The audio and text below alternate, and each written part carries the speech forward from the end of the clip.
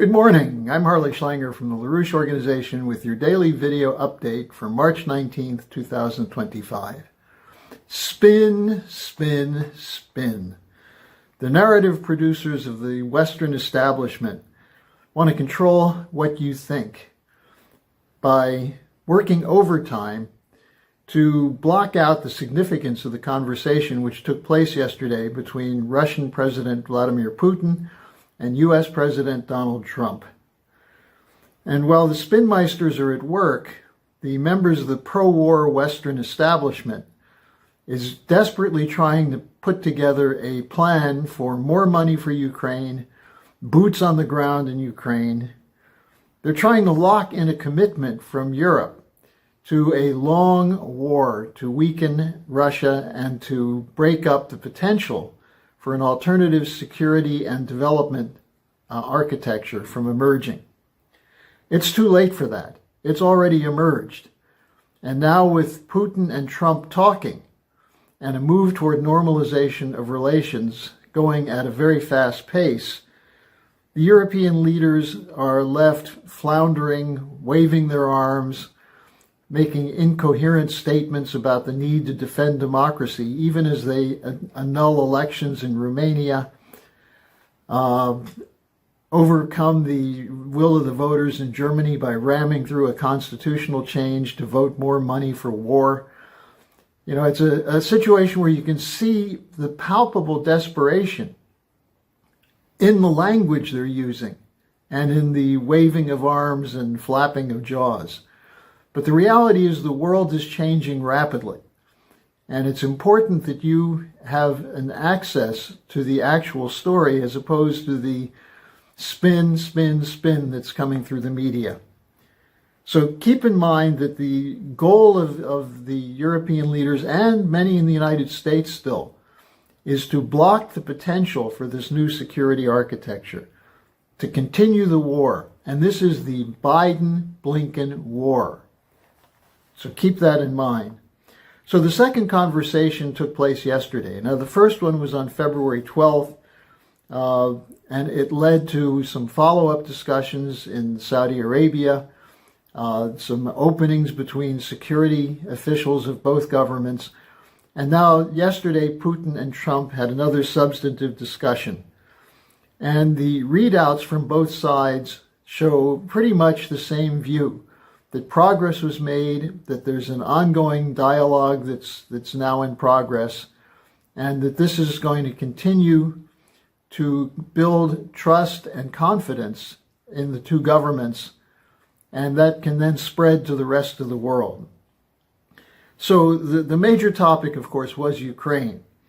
And the media was attempting to make the issue, as the leaders in Europe, make the issue, will Putin accept Trump's ceasefire proposal or not? Now, that's not the issue. The issue is, number one, ending the war. Not just a ceasefire, but a sustainable peace. But the bigger issue is the establishment of a process of dialogue which will lead to lasting peace and cooperation. Break with the Biden policy of non-cooperation and non-discussion. And that has been quite successful. Now, among the specific topics on Ukraine, there's agreement that the war must end. There's agreement that the war should never have started, which shows that President Trump agrees with Vladimir Putin on that. There's a move toward an energy and infrastructure ceasefire. That is, no more attacks on each side's energy capabilities. And a maritime ceasefire for the Black Sea, also a prisoner exchange. Now, beyond that, there was discussion of the Middle East, which is important given that Bibi Netanyahu decided to use yesterday, with the attention on Ukraine, as an opportunity to launch new strikes into Gaza, which killed more than 400 Palestinians, including a large number of children. But potential for cooperation in the Middle East was discussed, including to prevent proliferation of strategic weapons which involved a discussion of cooperation to make sure that Iran is not a threat to Israel.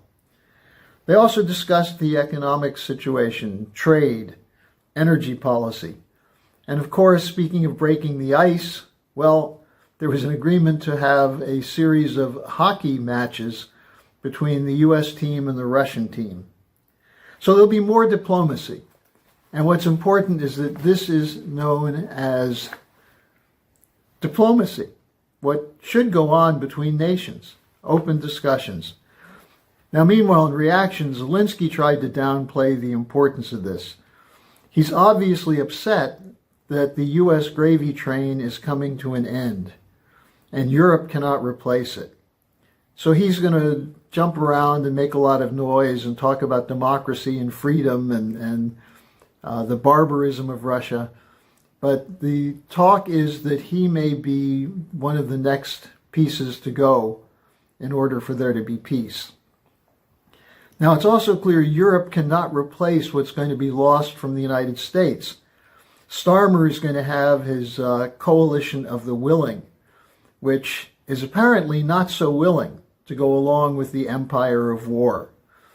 Whether it's NATO troops in Ukraine, whether it's a huge fund to make sure there are new weapons going into Ukraine, there was resistance in the European foreign ministers meeting in Brussels yesterday to the 40 billion euro proposal from the EU foreign policy head Callas.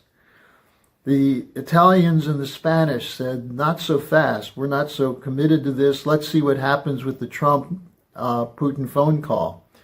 Even France is not so gung-ho. And the opposition to Callas emerged around a statement she made, which is, quote, the European Union wants Ukraine to win this war, unquote. They're questioning her judgment. Do you really think Ukraine can win a war with Russia? Is that what you're trying to do? And so the unity of the war faction is threatened by the fact that there's opposition in each of these countries to the rubber stamp for continued war. Now, as I mentioned, Netanyahu took advantage of the focus on Ukraine to launch new strikes into Gaza. Now, there's growing opposition to Netanyahu within Israel. Haaretz had an editorial questioning Netanyahu's judgment.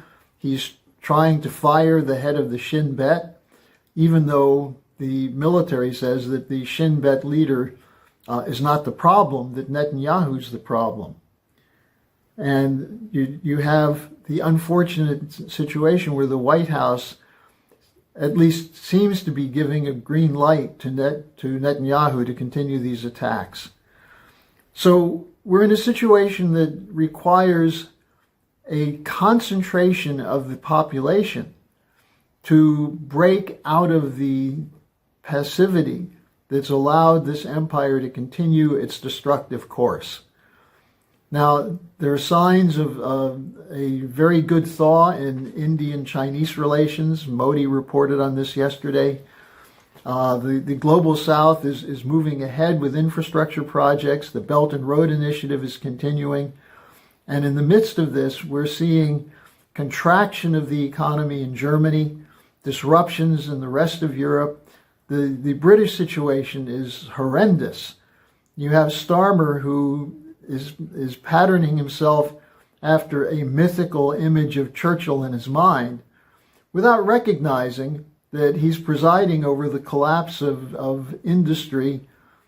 He's putting forward a defense sector which is incapable of winning a war or even fighting a war.